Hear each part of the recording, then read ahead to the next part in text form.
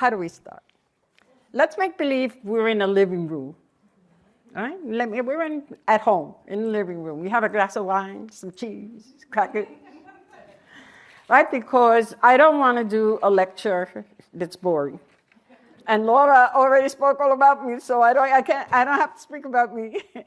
The importance of the traditions, and I don't call it a religion. I call it a traditions that we have carried. And we have carried because there were people before us who fought to carry these traditions. So let's be very clear. These are historic traditions that left Africa, if we're looking at the Afro baseline of some of our traditions, and native peoples who were here,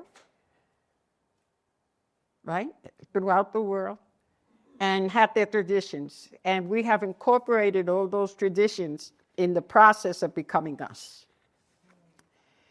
So with that framework, I want us to understand that each of us is a carrier of spirit, is a channel of spirit, if you will, right?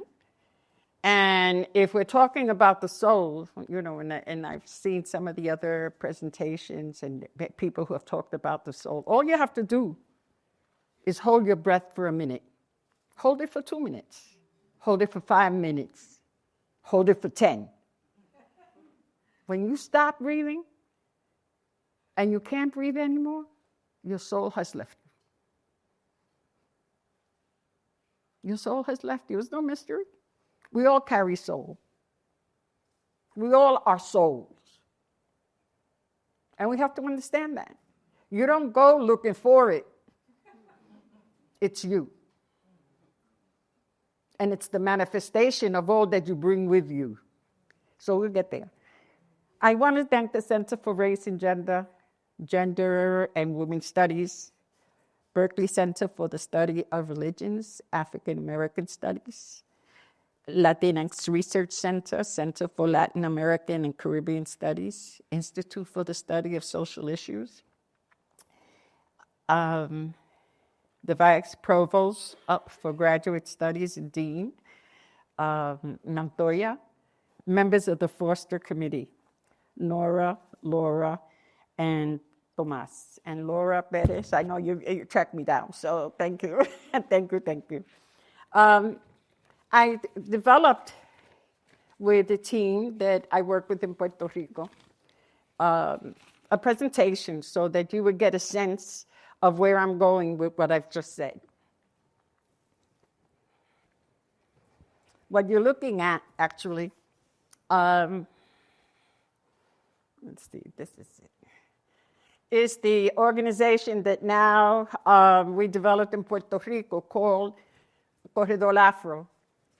And the idea is that when I started going to Puerto Rico, my own family, my cousins would say, I'm not black. Tú eres negra, but I'm not. You know, so we would get into these arguments because I had gone at 19, 20 when my awareness was growing of my racial and cultural and activist. I hate the word activist. Like, if we're all activists, so we should be, right? And especially now, because of what's happening. It has always been there, right? We know that it's always been there, but now it's roaring absolutely and intentionally to destroy. So that I decided that when I wanted to be in the warmth of the island, I moved and started writing and was bored writing. So I started with others this organization. So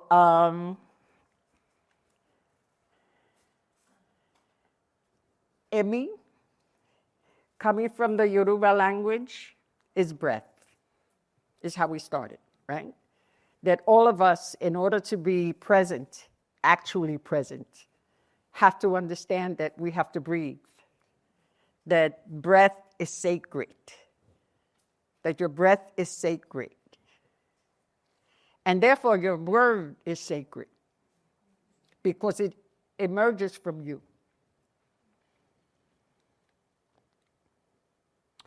The soul is a combination, right, of your body, because your spirit has to have has a actual framework, and that Ara is sitting right here. Each of you represent that vessel that houses your spirit. And me is the life force that allows that spirit to move, right? That vessel to move. Ori is your head and your thinking.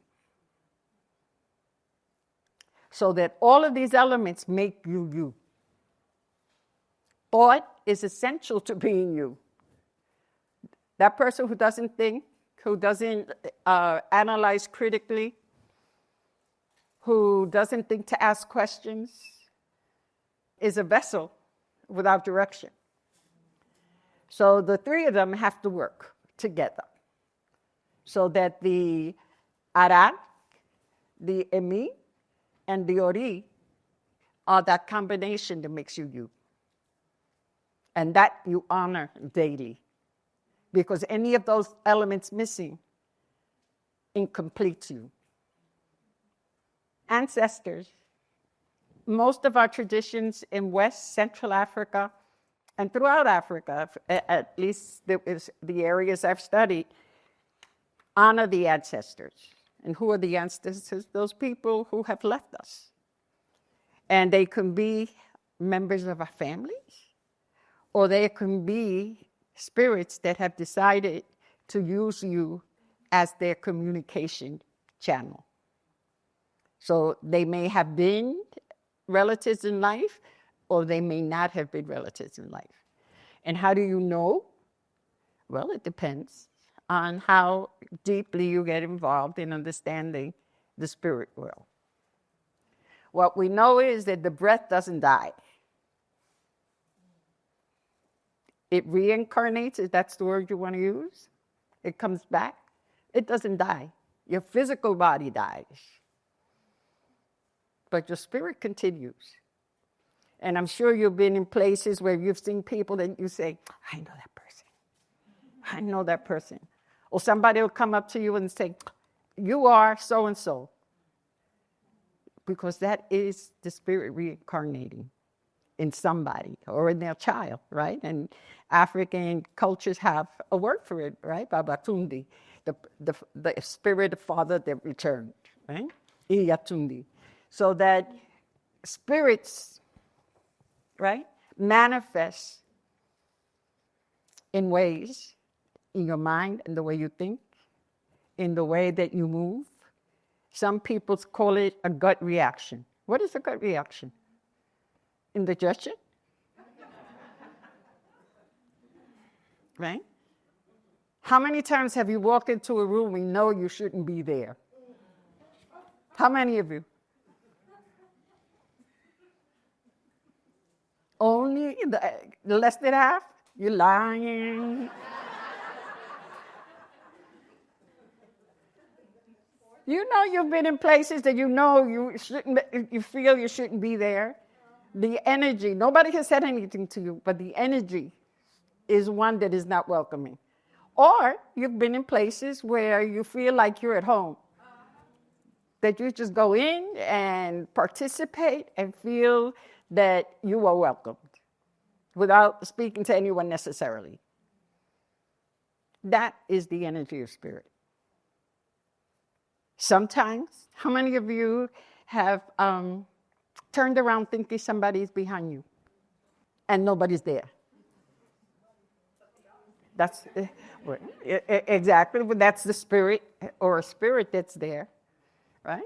So what I'm trying to get to you is that what many people have termed gut reaction or, sensory manifestations, or that you have crazy.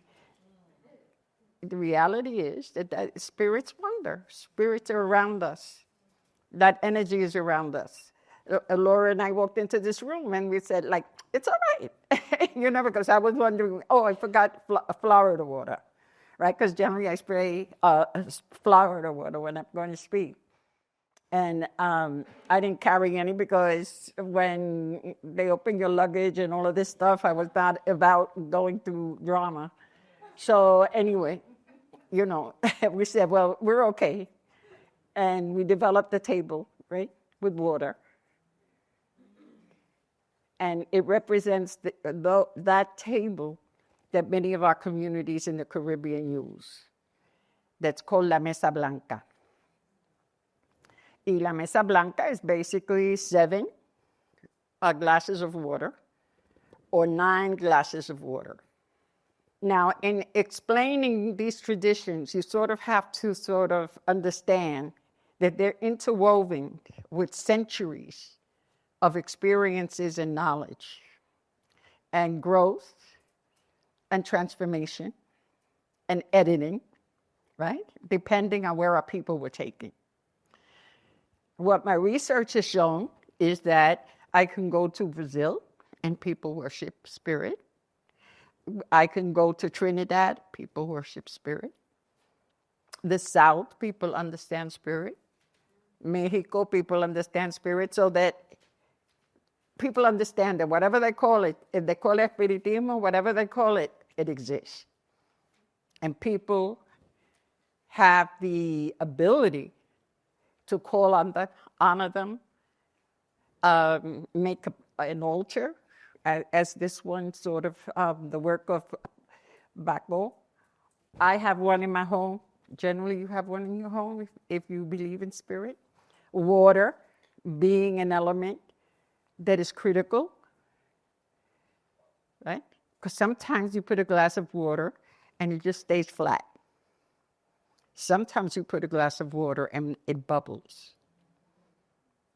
And the question is, why does it bubble?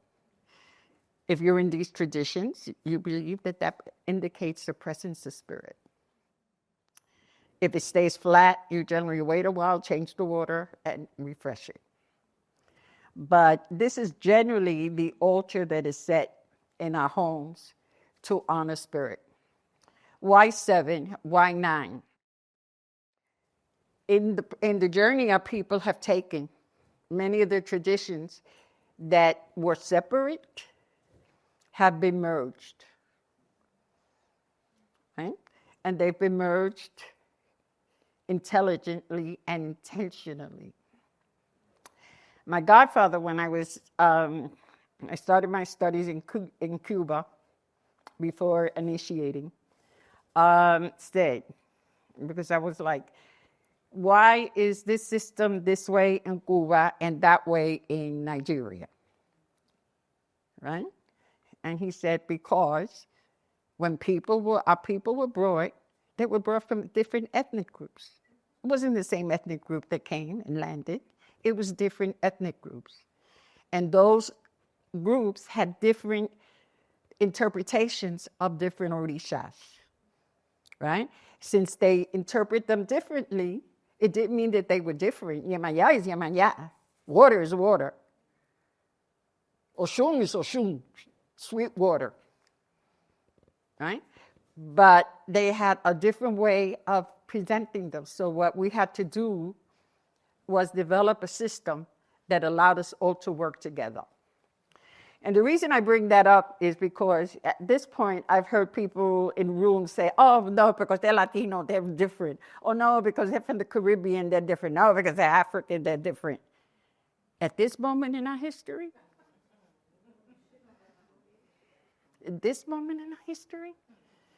if you want to know how a tradition works and it will save us, is intentionally bridging us together. Understood? Yes. Because that's what happened. That's why we have these traditions today.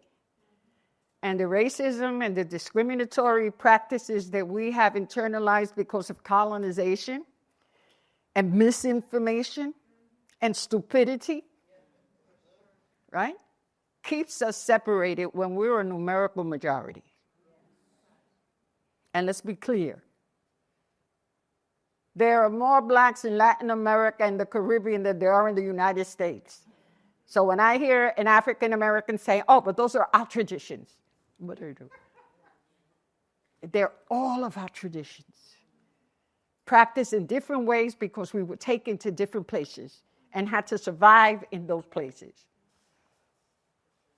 But the power of those traditions that we practice manifest in all of our communities. So that says something about intentionality. And most important to me, it says something about that it works. Because if a car is as cute as wannabe, and you turn the key, or you press the button and it doesn't work, and the junky car, you press the button and it works, you use it. Right? So that if these traditions survive, it's because they work. So we'll get into that a little later. So this is the bóveda, and we sort of step one up. And it's a very simple process. Because water, we're water. And if you're sacred and you're made of water, you know the water is sacred because it gives you life. So how is it not water that is part of the honoring of our traditions? The number is 7 is Yemaya, as I started to say. And Yemaya is seen as an espiritista in the Yoruba tradition, and especially in the Caribbean, because she is water, she is the ocean. And if you take the steps back, if you look at the Odun that Ifa tells us, and the Odun are the sort of the poems of knowledge that the Babalaos practice and tell us and guide us. Yemaya was the first thing on earth. There was no earth. There was water. So number 7 is very key. If you have an altar with 9, that's the Orisha Oya, which is the storm, which is the wind that comes before the storm, the whirlwind that cleanses all possibilities in all locations before thunder and lightning come in.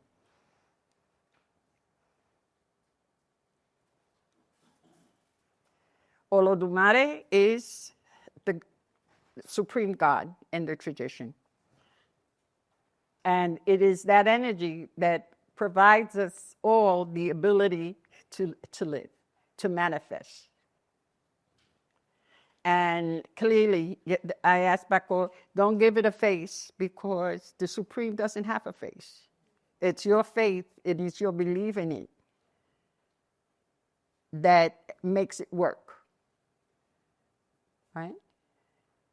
So under colonization, the imagery never looked like us, right? But increasingly, and that was part of the, I think, the initiative of many of us in the civil rights movement, and also the Black Power movement that a lot of us were part of, that image had to look like us.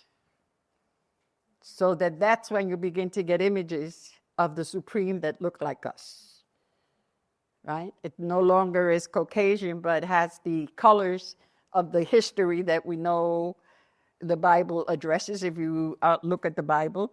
But in terms of our traditions and our Yoruba traditions, we understand that the Supreme doesn't have a face, has an energy but not the face.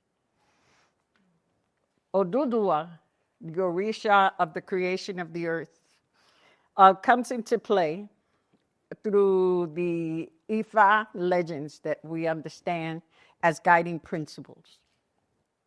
One of the guiding principles was that the creator, and you'll see the imagery that Bako has reflected in him, is the right hand, if you will, of the Supreme. And he was in charge of developing earth because Obatala, the creator, the concept of creation, and the emissary of creation of Olodumare, the Supreme, got drunk with palm oil and wasn't able to finish his task. So his task then was taken on by Oduduwa, who created the earth. So there was no earth before Oduduwa finished the task of putting ground on top of water. So that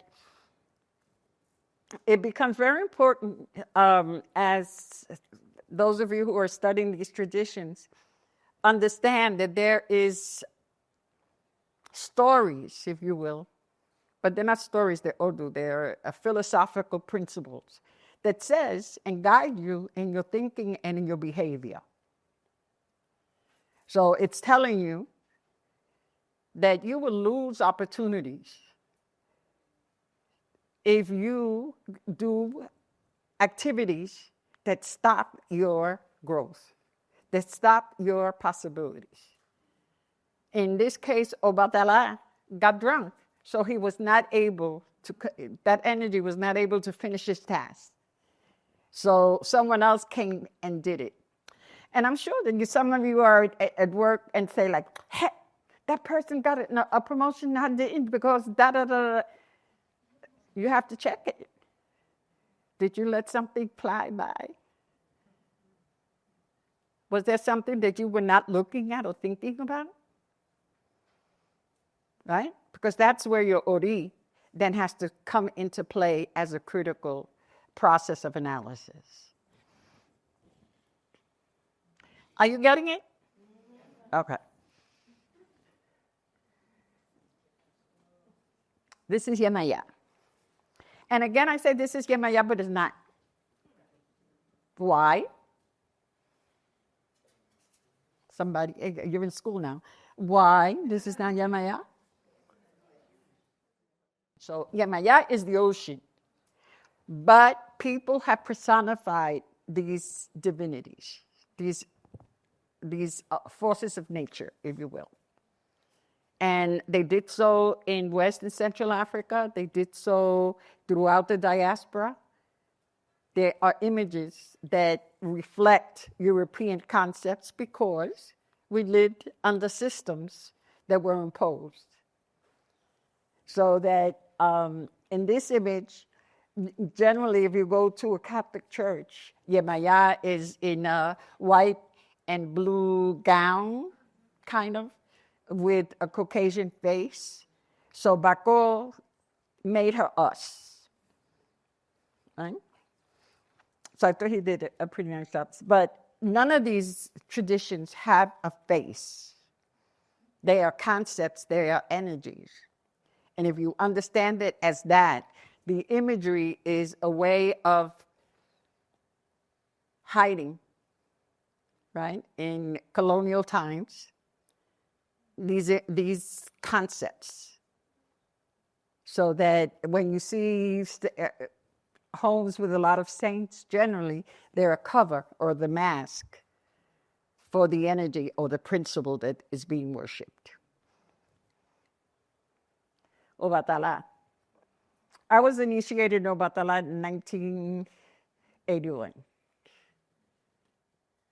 And I thought I was so fly. I was like, that energy is, it's not as fly as I want it to be, right? And my godfather said, well, that's what the divination says, that you're Obatala. So you either accept it or we're done. You go your way and I go my way, because this is what divination says, that you bring this energy. It doesn't mean that all of the other energies are not living within you. But what it does mean is that that one predominates whenever you need it to predominate. So he's often seen as an older person. But there are different roads to each of these energies, which is the important thing, that no one energy is one. It's many. Probably you know this energy in different ways in the diaspora. How many of you know Stagger Lee? Stagger Lee is who? He is what? What's his principle? He's at the crossroads. He's at the crossroads. And what it's basically saying, this image, or the philosophy around this image, is that you have to decide, if you're at the crossroads, right? And many instances of being on the crossroads happen every day in different ways and in different importance. How do you go about taking the direction that you should? How do you go about analyzing and using your ori, your thought, to decide which road to take? So what that means, in a sort of short-handed way, is that you have to take responsibility for your actions. And we have been taught generally, right? Because I don't want anybody coming at me and saying, my experience is different. Well, it may be, but generally, we've been taught to go with what authority says, right? And that includes your parents, that includes your elders, that includes your job. But ultimately, it's on you to analyze whatever the situation is and make the decision of what road you're going to take and what responsibility you're going to take for being on that road. And why do I take time on that? Again, because we're living at a moment in time that we never thought we would be in. And I would posit that we have been complicit in getting to this point. And I say that because my mother used to say, no hay ciego, no hay una persona más ciega, pero el que no quiere ver. My mother used to say, the person who's blind is the one who doesn't want to see. Right? And we have not wanted to see. And because we have chosen not to see, we're in a predicament.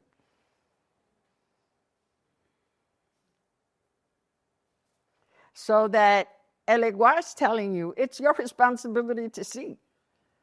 If you don't take the responsibility, the consequences that you get are yours.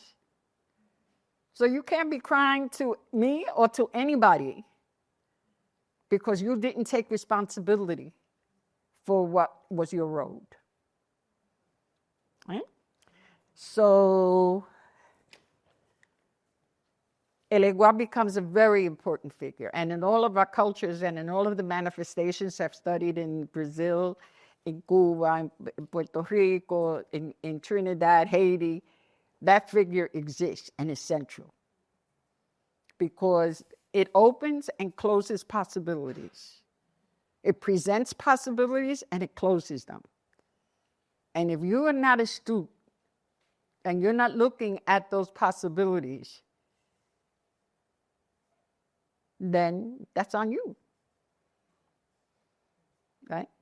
Because in this tradition, and in both traditions of Espiritismo, Spiritism, and the traditions of Lukumi and the Congo traditions, it's put to you. The issue is put to you. Right? And we grew up Catholic, but my abuela never went to church. She was a spiritist.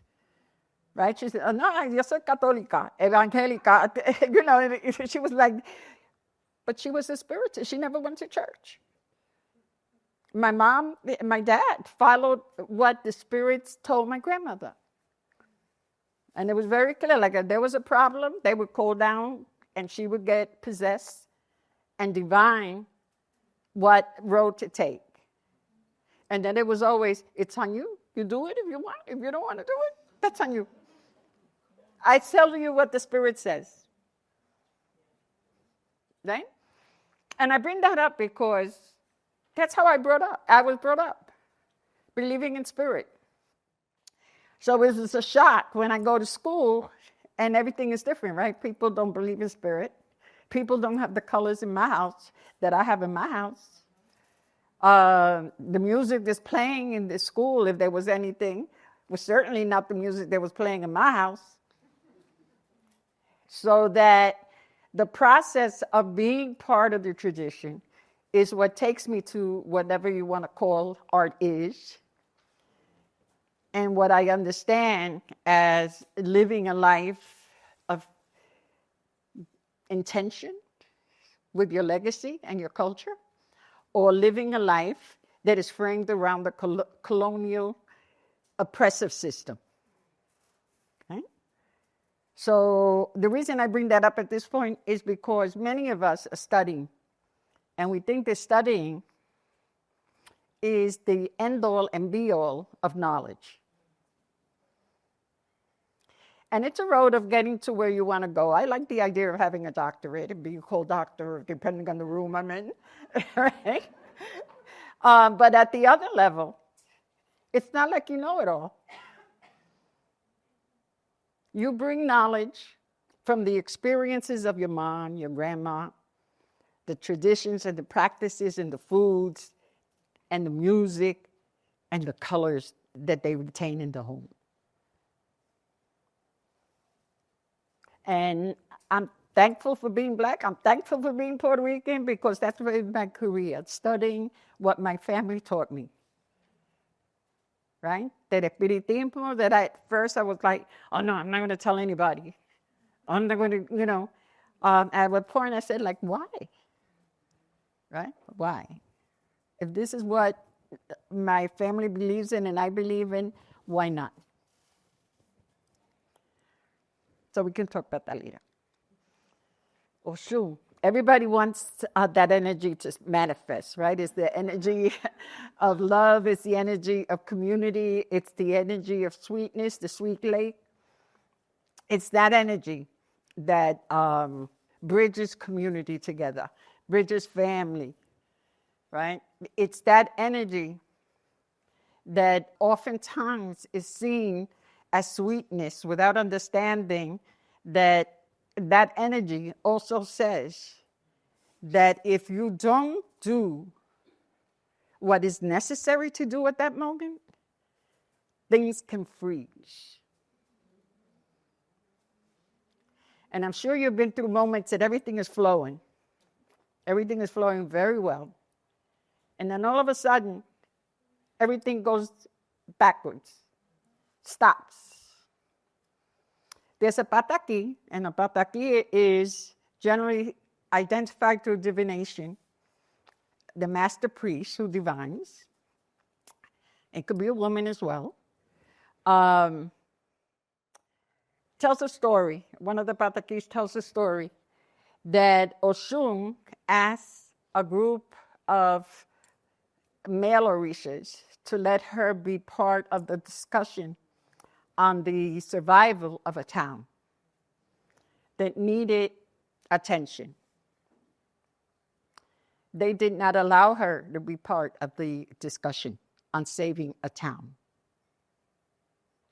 So what she did was close water in the town and close water access to the male orishas. When they go to the Supreme and say, but everything, the water is stopped. How do we proceed with what we want to do? And the Supreme asked, did you ask Oshun?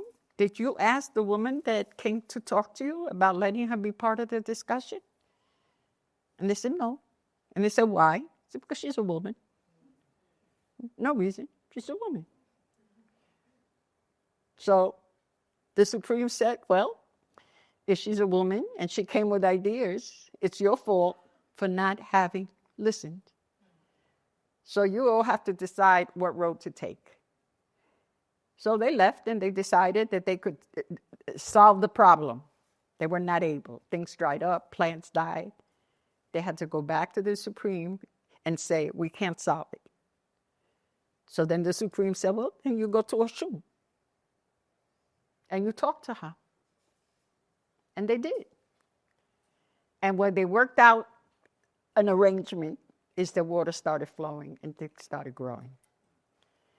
So what it basically says, that ideas that come from whoever they come, if you're really looking to solve the problem, you can't be saying, I didn't like the color of her hair, I didn't like the outfit she was wearing, I didn't like her attitude.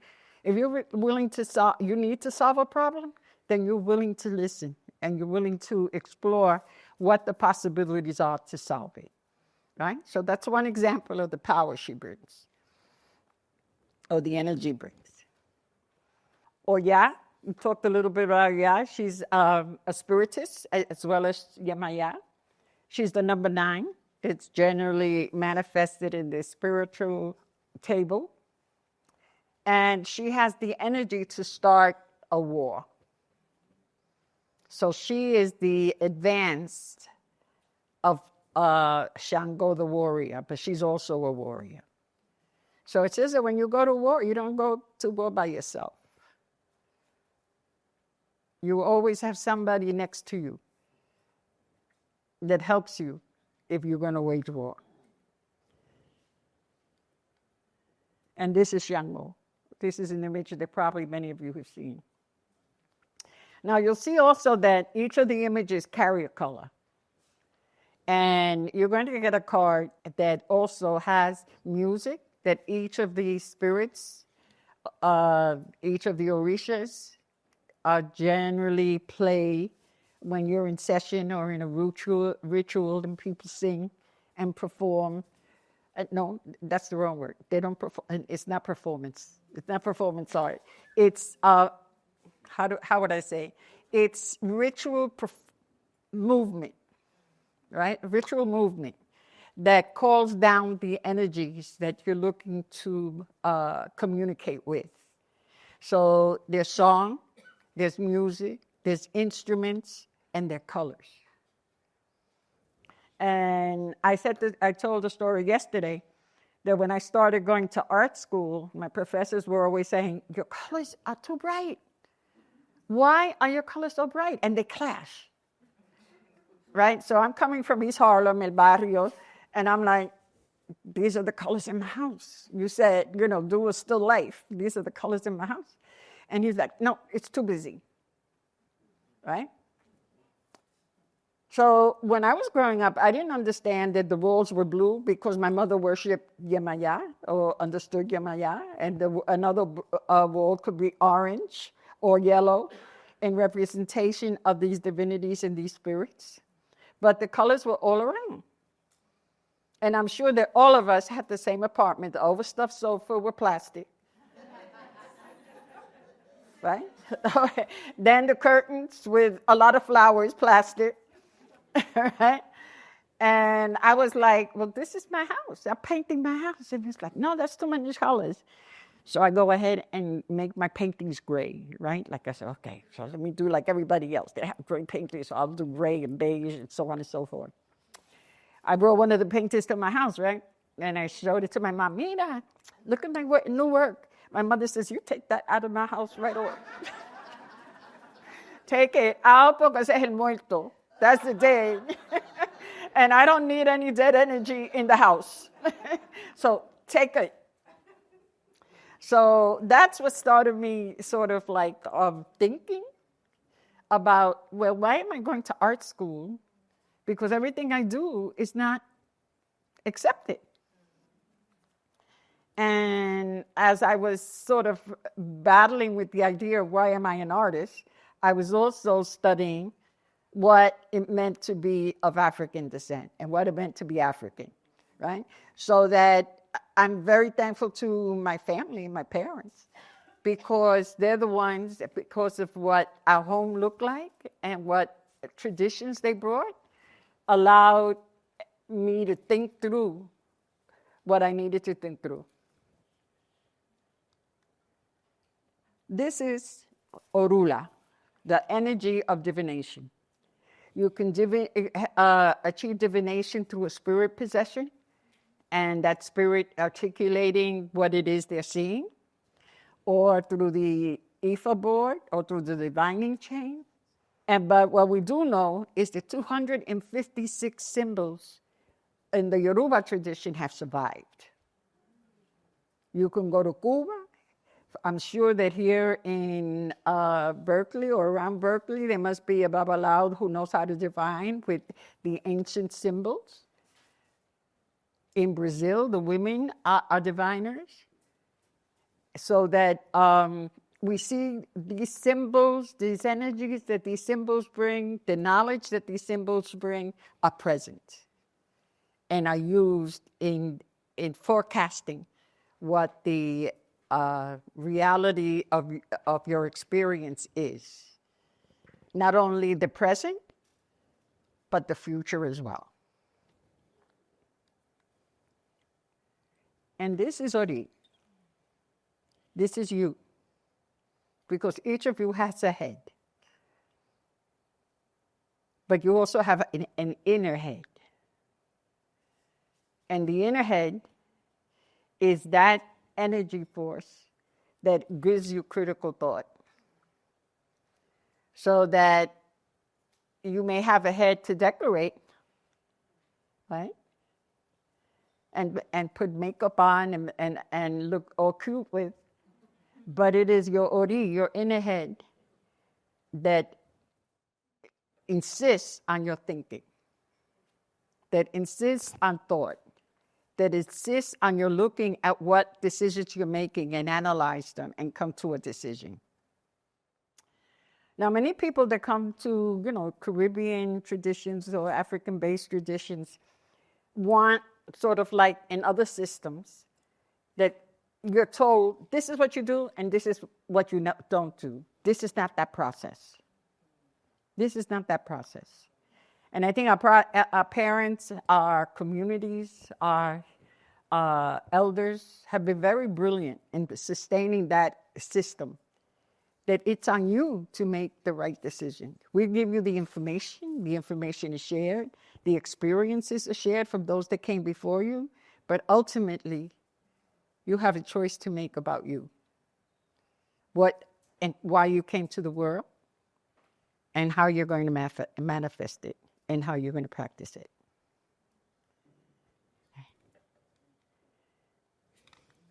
Thank you.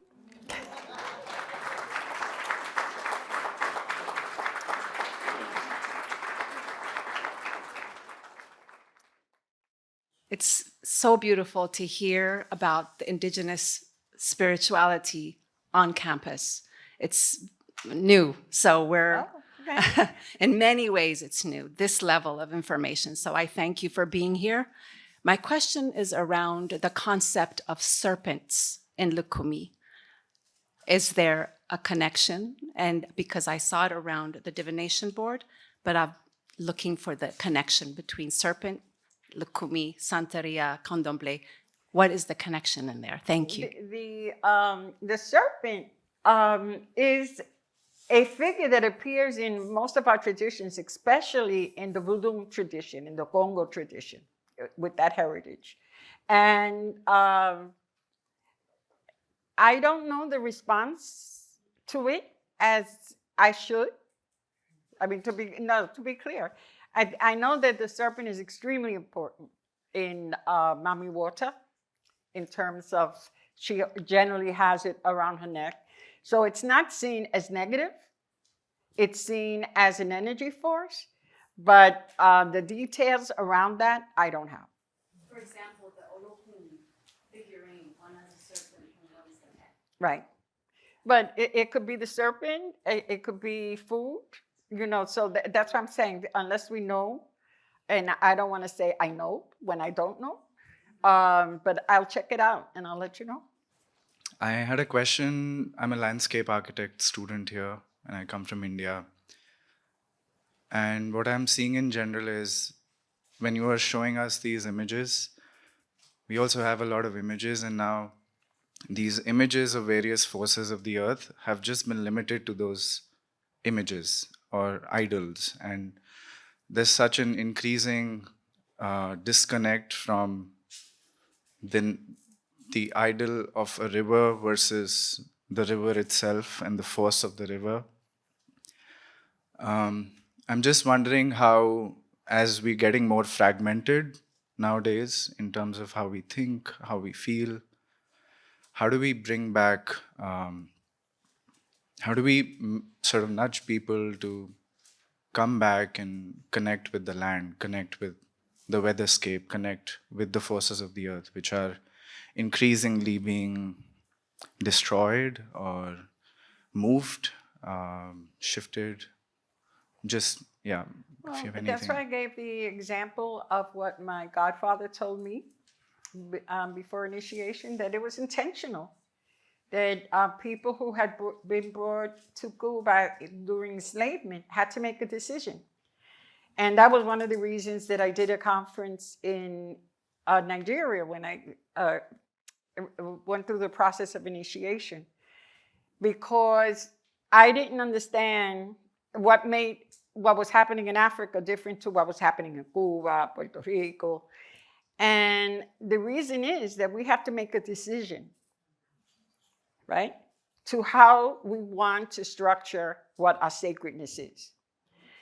When I went to Africa and we had these conversations with spiritual leaders from Nigeria, Ile Ife, and the diaspora, because I took about 100 people, what we found is that, let's say, for example, when we went to Abiyakuta, that's the home, right, in terms of the West African tradition of Yemaya, the ocean. That's where she lives. We took a Mãe de Santo, an initiate from the Candomblés of Brazil, and we took both elder priestess and one from Puerto Rico. When we went to Abiyakuta, they started singing, right? Sulta and My Vida started singing to the priestesses there. And they were like, You know, they were getting it, but not getting it. Then they went deep to songs that their elders had taught them, right? Then all of them started singing together. So that in that room, we saw Brazil, Cuba, Puerto Rico come together with African priestesses, right? At the same time. The whole room started crying. Men and women started weeping because we understood that we had been separated, but somehow we had retained intentionally our history and our songs, right? And our movement. So answering your question is, we have to do things by intent. We're in a moment now that we don't even know if the democracy is going to exist, right? You'll hear people analyzing what, especially in the news, you know, like we have to do this, and, you know, do this and do that. We know it's not the same that we were going to deal with 10 years ago. So how do we deal with now? Now. Not bring up examples that didn't work 10 years ago to solve the issue now, right? So how we do it is because we say we're going to do it. You're going to grab 2 of your friends or 3 of your friends or 100 of your friends and decide that you're going to move in a certain way, right?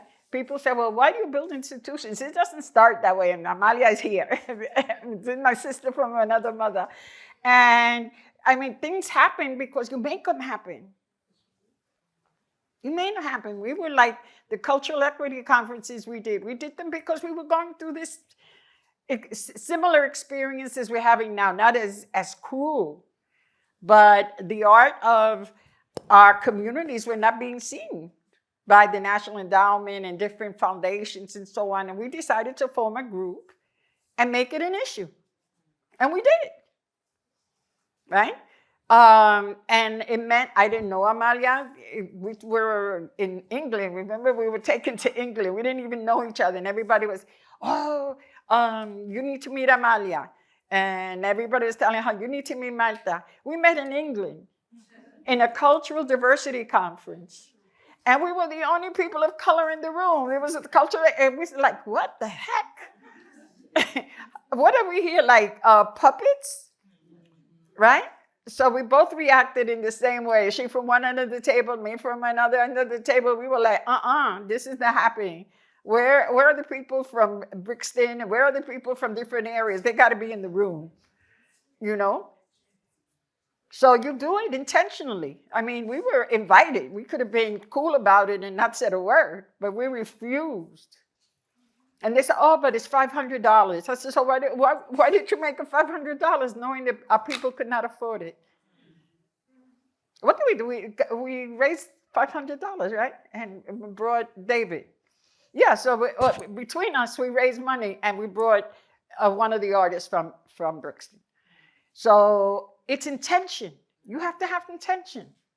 If you don't have intention, you can sit in front of a TV and, talk yang.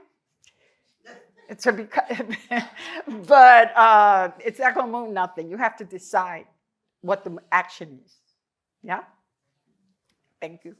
So I'm a linguist, and I've always been fascinated by different languages.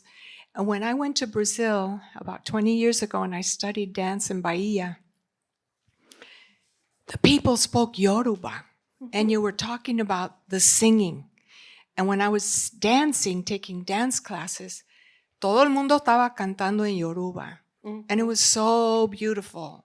I didn't know what they were saying, but I got the message, I think. My question is, in Puerto Rico, where you live now, is there like an intentional revival to promote the Yoruba language in more places, in the home? Or can you speak to that? A little bit. Yeah. Puerto Rico is a colony. Let's call it what it is. Yeah, we know. Because people say it's a territory officially, right? That's the name of it. No, Puerto Rico is a colony. People in Puerto Rico cannot vote for the president. All right? So we're non-citizens or second-class citizens, however you want to put it. The school system or the systems that exist are colonized. I took the first group of Yoruba priests to Puerto Rico in 1982, after the conference in Nigeria, because 2 people from Puerto Rico who were initiated went with us to the conference and asked that we bring the priests from Nigeria to Puerto Rico. Talking transparent. The people who came, right, started asking for money, exorbitant sums of money to solve people's problems. So I got a call, and they said, Marta, people are taking loans in order to get this and that, and get this and that.